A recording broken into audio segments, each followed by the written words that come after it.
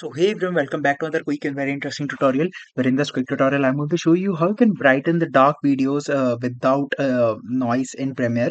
Now, in order to do it, just simply click on Window right there, and first of all, enable the Effects panel. Now, in the Effects panel, search for Lumetri Color. Now, once you search for it, just simply apply the Lumetri color effect over the video that you want to apply the effect. For example, this one.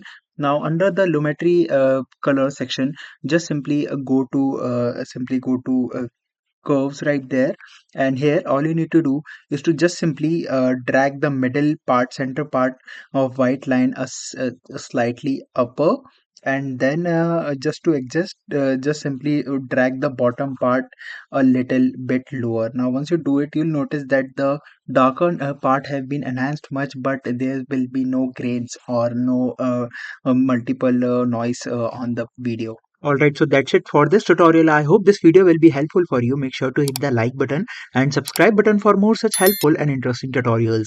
See you in the next one. Take care.